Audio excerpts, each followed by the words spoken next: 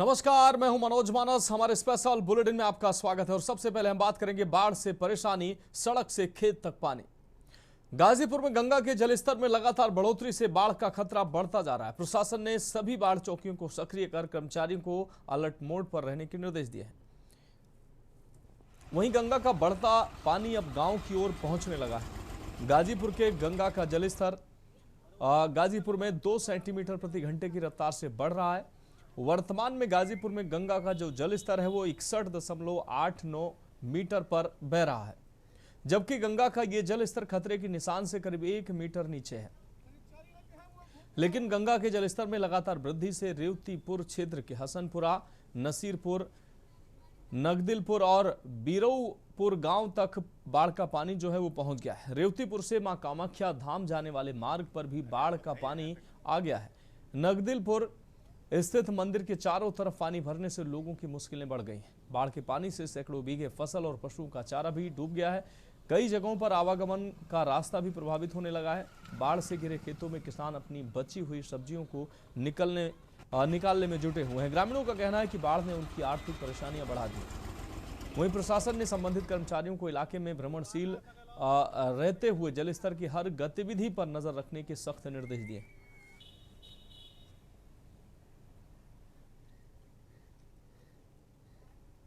पर बाढ़ की स्थिति आती है तो उसके लिए 112 बाढ़ चौकियां हमने बनाई हैं। उन पर सभी कर्मचारियों को ड्यूटी लगाई है और 28 शरणालय बनाए हैं। जिन गांव में अधिक बाढ़ आती है, जो वहाँ से आबादी शिफ्ट करनी पड़ती है, तो उसके लिए 28 शरणालय बनाए गए हैं। उन 28 शरणालयों में अगर स्थिति आती है कि किसी को शिफ्ट करना पड़े तो 3 टाइम के भोजन की व्यवस्था रहेगी और जहाँ पर किसी स्थापित नहीं करने पड़ेंगे उनको राशन किट, सूखे सामान की दी जाएगी। पूरी तैयारी बाढ़ के लिए हमारी है।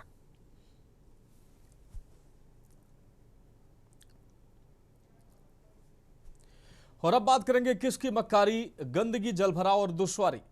बुलंदशहर में शिकारपुर ब्लॉक क्षेत्र के जानीपुर कला गांव में विकास कार्यों को लेकर ग्रामीणों का गुस्सा फूट पड़ा है। आपको बता दें, ग्रामीणों ने ग्राम प्रधान और सेक्रेटरी के खिलाफ जमकर विरोध प्रदर्शन किया है और मुर्दाबाद के नारे लगाए हैं। ग्रामीणों का आरोप है कि गांव में लंबे समय से विकास कार्य नहीं कराए जा रहे हैं। गांव में चारों तरफ गंदगी फैली हुई है और जल भराव के चलते ग्रामीणों के साथ मासूम बच्चों को भी गंदे पानी से होकर गुजरने को मजबूर होना पड़ रहा है। ग्रामीणों ने आरोप लगाया कि ग्राम प्रधान और सेक्रेटरी ने गांव के विकास के लिए आए धन की बंदरबांट कर ली, जिसके चलते गांव में जरूरी विकास कार्य नहीं हो पा रहे हैं। ग्रामीण महिला और पुरुषों में अव्यवस्थाओं को लेकर भारी आक्रोश भी है। ग्रामीणों का कहना है कि ग्राम प्रधान, सेक्रेटरी और बीडीओ से कई बार शिकायत की जा चुकी है, लेकिन इसके बावजूद समस्याओं का समाधान नहीं हुआ है। ग्रामीणों ने अधिकारियों से गांव की समस्याओं का जल्द समाधान कराने और विकास कार्यों की जांच कराने की मांग की है।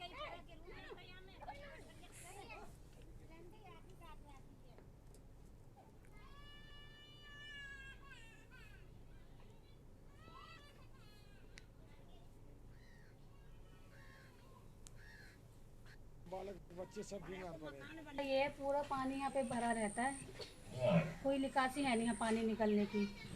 इस पानी की वजह से हमारे घर में दिक्कत आ रही है। सारी समस्या ये है, हमारा घर जब मर्जी गिर सकता है। बरसात के दिन वैसे चल रहे हैं, ठीक है।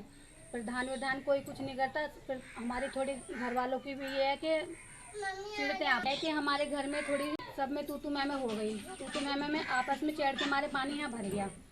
कोई यहाँ से नहीं निकलने देता, कोई आगे से बंद करवा लेता है, कोई बोलता है कि यहाँ से रास्ता नहीं है पानी का। और ये 4 साल से पानी भरा हुआ है हमारा, और यहाँ पर मच्छर भी हैं, सांप भी निकल आते हैं। 4 साल से हमें बहुत परेशानी है। शहरों में बहुत ज़्यादा दिक्कत है, बीमारी भी फैल रही है और हमारा इस पानी का समाधान करिए।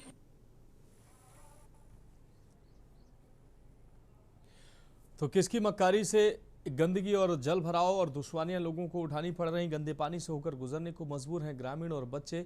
बुलंदशहर से खबर आपको दिखा रहे हैं। जानीपुर कला गांव में विकास कार्यों को लेकर ग्रामीणों का आक्रोश देखने को मिला है। प्रधान और सेक्रेटरी के खिलाफ ग्रामीणों ने मुर्दाबाद के नारे भी लगाए हैं। तो जानीपुर कला गांव के ग्रामीण मुखर तौर पर विरोध कर रहे हैं। गंदे पानी से होकर उनको गुजरना पड़ता है। न नालियां बनी हुई हैं और न ही गली का निर्माण है, जिससे सैकड़ों ग्रामीणों की जिंदगी नरकीय जो है और नरकीय जीवन जीने को मजबूर हैं ये ग्रामीण। और अब न सिर्फ पुरुष बल्कि महिलाएं भी अब इसका प्रतिकार करती, विरोध करती साफ तौर पर नजर आ रही हैं। और प्रधान और सेक्रेटरी के खिलाफ ग्रामीणों ने लगातार मुर्दाबाद के नारे लगाए हैं।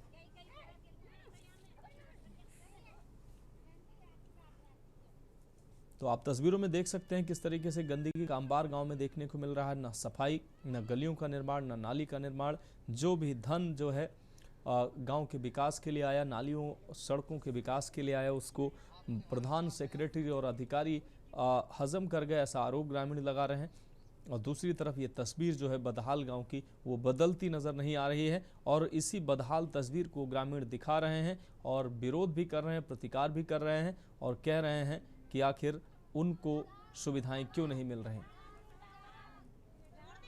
हमारे संवाददाता अनिल मीणा अधिक जानकारी के लिए हमारे साथ जुड़ गए हैं।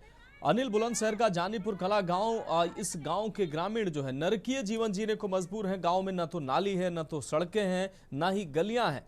गंदगी और नालियों का पानी जो है गलियों में भरता है, उसी से लोग निकलते हैं और अब महिलाएं कहीं ना कहीं विरोध प्रदर्शन करने को मजबूर हैं। क्या है पूरा मामला?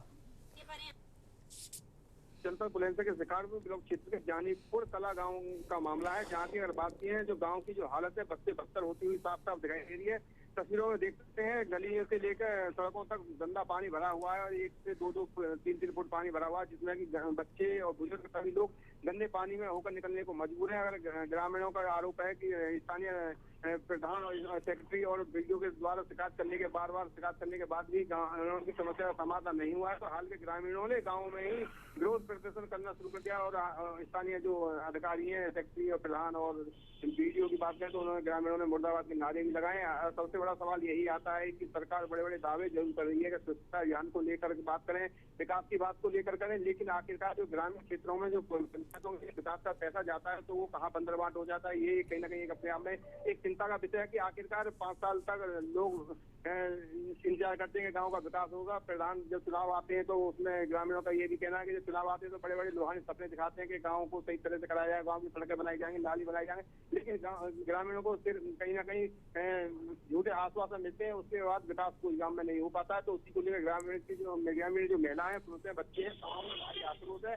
हालांकि अधिकारियों की बात करें, अभी तक अधिकारियों ने किसी कोई आश्वासन नहीं दिया है।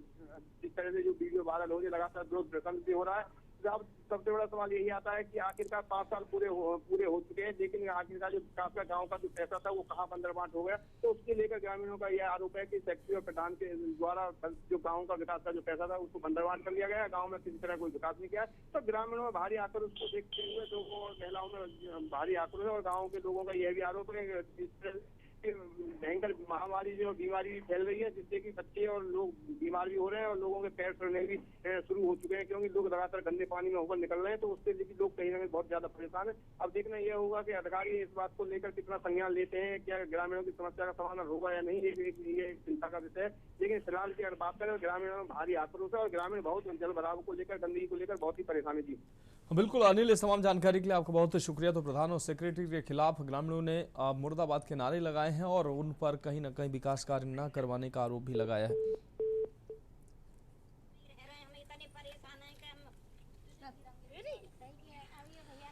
अब बढ़ेंगे और अगली खबर की बात करेंगे। सोते मिले डॉक्टर, कर्मचारी, नहीं मिला इलाज।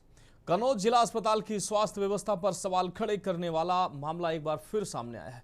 पीड़ित परिजनों ने रात के समय अस्पताल की व्यवस्थाओं का वीडियो बनाकर वायरल किया, जिसमें डॉक्टर और स्वास्थ्य कर्मी सोते नजर आ रहे हैं। परिजनों का आरोप है कि वे मरीज को देखने और इलाज करने की लगातार गुहार लगाते रहे, लेकिन उन्हें उचित उपचार नहीं मिला।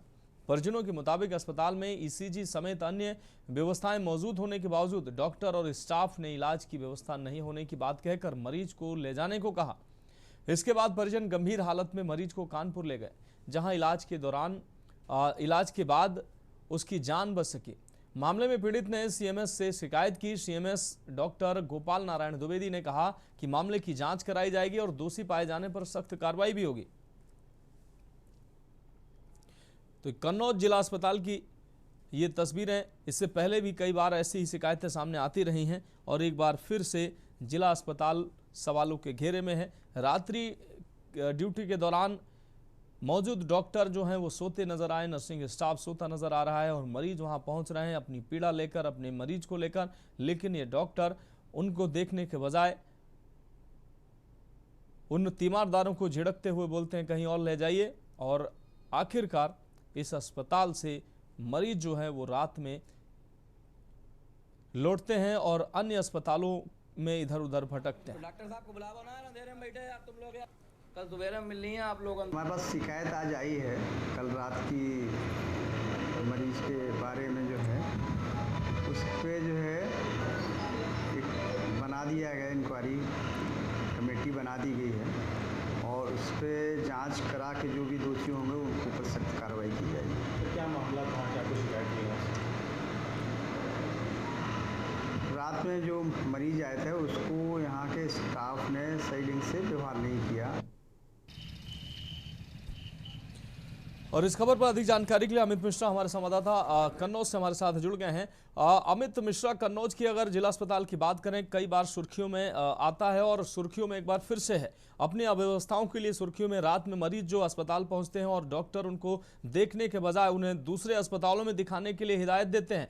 मरीज जो है वहां भटकते नजर आते हैं और जबकि डॉक्टर और स्टाफ जो है वो आराम की नींद फरमाता नजर आता है। अमित जी बिल्कुल बता दें, ये मामला कोई पहला नहीं है। लगातार जिला अस्पताल से शिकायतें आती रहती है और आला अधिकारी यहाँ पर निरीक्षण भी करते रहते हैं, लेकिन स्थिति जस की तस ही बनी हुई है, बदलने का नाम भी नहीं ले रही है। ताजा मामला ये एक और फिर सामने आया है। यहाँ सरामीरा निवासी एक व्यक्ति है, वो अपने चाचा को सीने में दर्द होने की वजह से जिला अस्पताल ले गए थे, क्योंकि जिला अस्पताल नजदीक रहता है और जो डॉक्टरों का जो मरीजों का एक भरोसा रहता है यहाँ के डॉक्टरों पे, तो जिला अस्पताल ही रहता है। तो वहां पर जब वो रात में करीब 12 बजे के आसपास पहुंचे हैं तो बेहद संवेदनहीन तरीके से यहाँ पर डॉक्टरों ने उनको ट्रीट किया है। इसके बाद उन्होंने कई आरोप लगाए और एक उसके बाद जब वो हार गए हैं तो उन्होंने खुद वहां पर वीडियो बनाया है कि डॉक्टर्स कैसे सो रहे हैं, स्टाफ कैसे सो रहे हैं। और एक बड़ा गंभीर जो आरोप है उन्होंने लगाया है कि जब उन्होंने डॉक्टरों से ईसीजी करने को कहा तो उन्होंने कहा, डॉक्टर ने सीधे मना कर दिया कि हमारे यहाँ ईसीजी की व्यवस्था नहीं है। तो जिसके बाद वो काफी घबरा गए क्योंकि सीने में दर्द हो रहा था। तो ऐसे में वो लोग तत्काल अपने मरीज को कानपुर हायर सेंटर लेके गए, जहाँ पर जैसे तैसे उसकी मरीज की जान बची है। और फिर जब ये लोग यहाँ कन्नौज आए हैं तो उन्होंने सीएमएस को शिकायत की है, लेकिन शिकायत महज कार्रवाई या महज जांच ही में अटक ना जाए। ऐसे में स्वास्थ्य विभाग को भी विशेष ध्यान देना चाहिए, क्योंकि इस तरह की इमरजेंसी किसी के जीवन से जुड़ी होती है ना। अगर इस तरह की संवेदनहीनता और लापरवाही की जाएगी तो कहीं ना कहीं बदनामी पूरे स्वास्थ्य विभाग की होगी और महकमे को भी। फिलहाल सीएमएस ने जांच कर कार्रवाई के आदेश दिए हैं। हाँ बिल्कुल अमित मिश्रा, इस तमाम जानकारी के लिए आपका बहुत शुक्रिया। तो जिला अस्पताल की अव्यवस्था की जो तस्वीरें साफ तौर पर सामने आ रही, इससे पहले भी अस्पताल इन्हीं अव्यवस्थाओं को लेकर सुर्खियों में रहा है। रात में सोते मिले डॉक्टर और स्वास्थ्यकर्मी, जबकि मरीज जो हैं तीमारदार हैं, भटकते नजर आए। ना ईसीजी की सुविधा होने के बावजूद मरीजों को मिल रही है ना ही इलाज। और अब बात करेंगे, हाथियों ने रौंद डाली फसल। हजारीबाग के टाटीझरिया प्रखंड में पिछले एक सप्ताह से हाथियों का उत्पात जारी है। रात में हाथियों के झुंड ने दूध मटिया, केसड़ा और खंभवा के बंशी इलाके में घुसकर किसानों की फसलों और संपत्ति को भारी नुकसान पहुंचाया। दूध मटिया में रामेश्वर यादव समेत कई ग्रामीणों की मक्का, लाहर, बादाम, ईख, केला और धान की फसलें बर्बाद हो गई, जबकि कई जगह चारदीवारी और तार की जालियां टूट गई हैं। केसड़ा में सरजू मिस्त्री, त्रिलोकी मिस्त्री और चेतलाल मिस्त्री की बारी में लगी फसलें नष्ट कर दी गई। खंभवा के बंसी क्षेत्र में भी कलिया देवी समेत कई ग्रामीणों के खेतों में लगी मक्के की फसल रौंद डाली गई। और चारदीवारी भी है, उसको भी हाथियों ने ध्वस्त कर दिया। हाथियों को खदेड़ने के लिए बनपाल संजीत रविदास के नेतृत्व में विशेष टीम के साथ पुलिस बल और स्थानीय जनप्रतिनिधि भी मौके पर मुस्तैद रहे।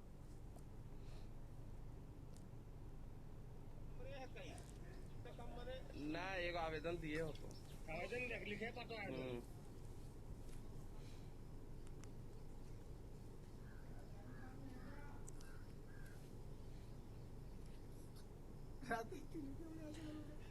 तो हाथियों का उत्पात जो है हजारीबाग में कई ग्रामीण क्षेत्रों में देखने को मिला है। हाथियों 3 गांव में हाथियों के झुंड ने उत्पात मचाया है, किसानों की खड़ी फसलें तबाह कर दी हैं।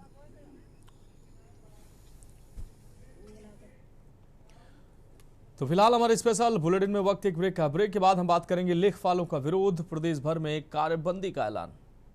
आप देख रहे हैं के न्यूज, खबरों का सारथी। ब्रेक के बाद हमारे स्पेशल बुलेटिन में एक बार फिर से आपका स्वागत है। बात करें लेखपालों का विरोध, प्रदेश भर में कार्यबंदी का ऐलान। हमीरपुर के सदर तहसील परिसर में एंटी करप्शन टीम की कार्रवाई के बाद लेखपाल संघ ने धरना प्रदर्शन शुरू कर दिया। बीते दिन अयोध्या में एंटी करप्शन टीम ने छापेमारी कर एक लेखपाल को गिरफ्तार किया था। इस गिरफ्तारी के विरोध में लेखपाल संघ ने पूरे प्रदेश में धरना प्रदर्शन शुरू किया। संघ ने एक दिन की कारबंदी का भी ऐलान किया, जिसके चलते राजस्व संबंधी कामकाज जो है प्रभावित होने की संभावना है। लेखपाल संघ का कहना है कि गिरफ्तार किए गए लेखपाल को न्याय मिलना चाहिए। इसी मांग को लेकर प्रदेश भर में लेखपालों ने विरोध जताया है। हमीरपुर में भी सदर तहसील परिसर में लेखपाल धरने पर बैठ गए और एंटी करप्शन टीम की कार्रवाई पर सवाल उठाए। संघ के पदाधिकारियों ने कहा कि गिरफ्तारी के मामले में निष्पक्ष कार्रवाई और न्याय सुनिश्चित किया जाना चाहिए।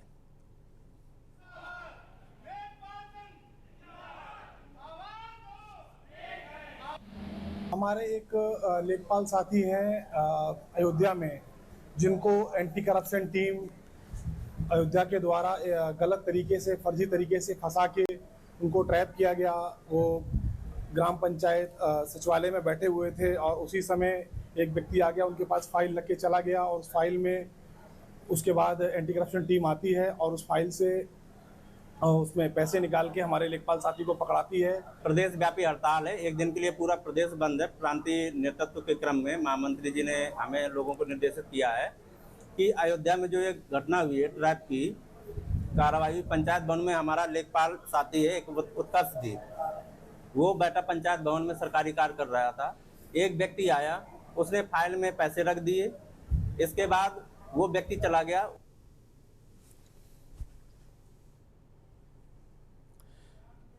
सिद्धार्थ द्विवेदी हमीरपुर से हमारे संवाददाता अधिक जानकारी के लिए हमारे साथ जुड़ गए हैं। सिद्धार्थ, प्रदेश भर में लेखपालों ने कार्यबंदी का ऐलान किया है। अयोध्या में हुई जो घटना हुई है, एंटी करप्शन ने कार्रवाई की है, उसके विरोध में लेखपालों का ये विरोध प्रदर्शन देखने को मिला है। क्या कुछ अहम जानकारी इस दौरान सामने आ रही?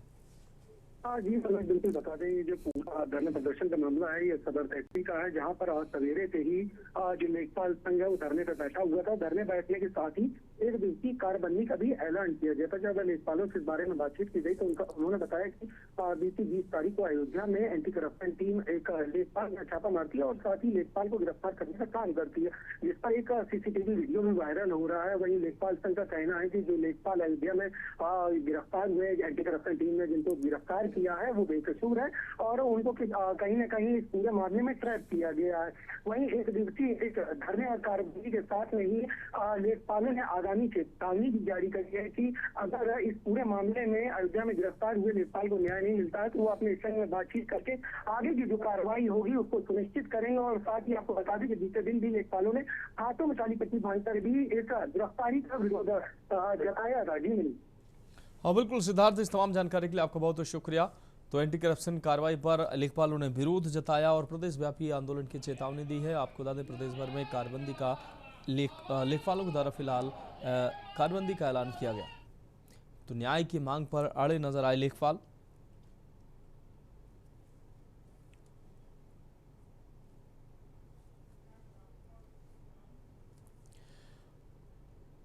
अब बात करेंगे डीएम की पाठशाला की। खबर कन्नौज से है, जहां सदर क्षेत्र के पीएम श्री कंपोजिट विद्यालय बहरीन में डीएम आशुतोष मोहन अग्निहोत्री ने बच्चों के बीच समय बिताते हुए उन्हें पढ़ाया।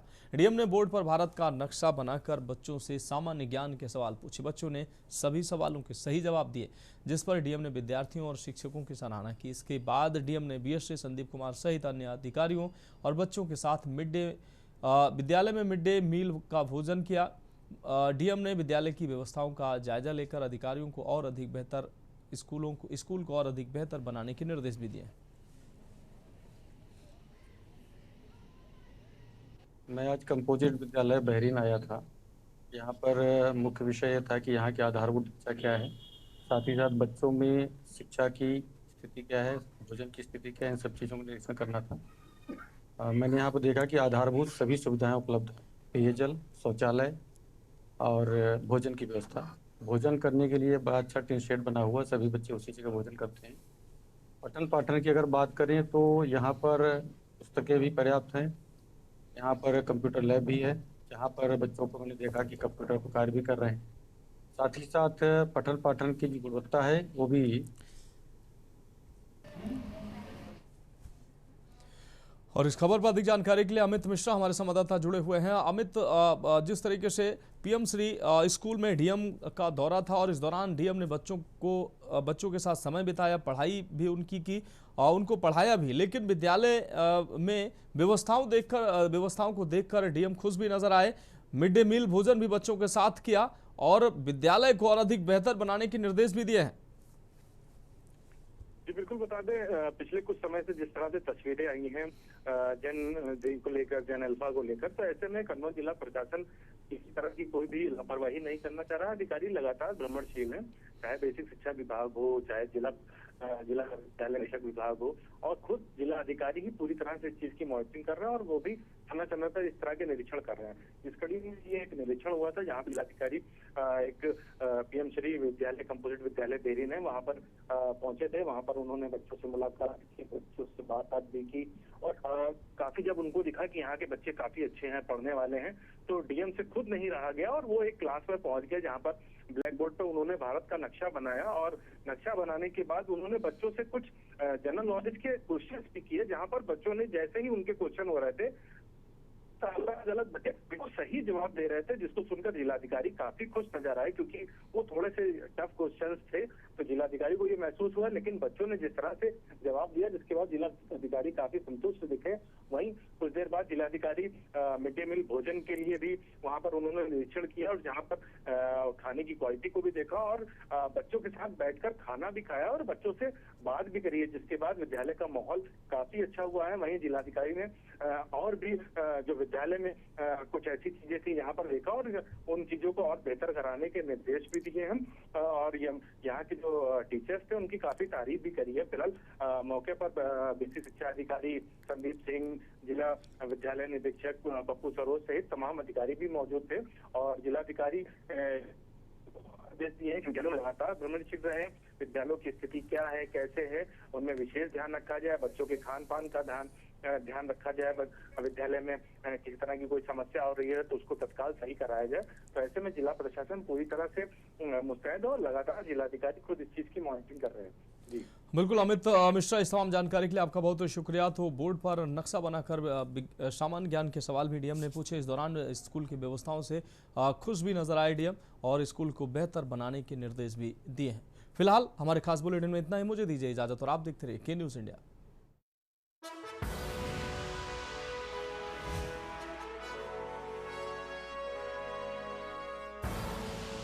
आप देख रहे हैं के न्यूज़।